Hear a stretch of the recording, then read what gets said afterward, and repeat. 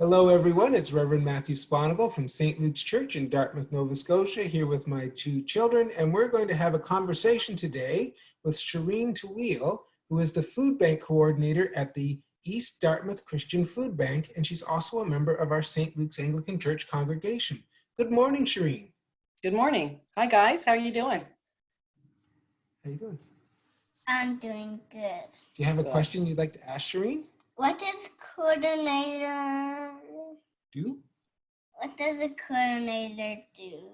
Well, first of all, Ben, I have a question to ask you. Do you know what a food bank is? No. No? You don't? I don't. So food bank is a place where people can come and get food that need it. So it almost looks like a bit like a grocery store, our big room does, and there's lots of different kinds of food that we give out to people. So my role as a coordinator is to do with the daily running of the food bank, to support the many volunteers that we have, and to make sure we have lots of food for when people come that need it.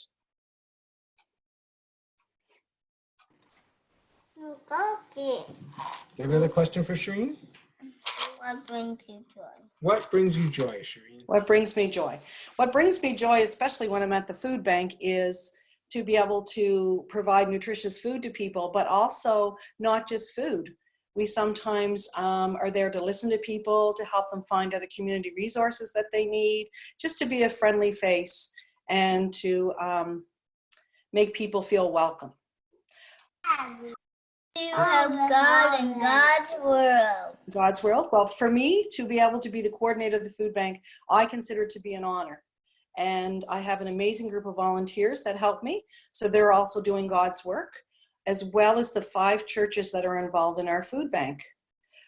Ben, for example, remember when we were collecting food for Lent? Remember when we had the lighthouse at the front of the church? Yeah.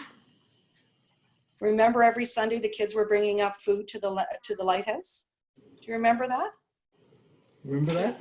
Yeah. We didn't quite get to finish, did we? We didn't get to finish, but that is food that was going to the food bank, along with other things like toothbrushes and toilet paper and deodorant and various things like that, all things that people need that they may not be able to afford to buy.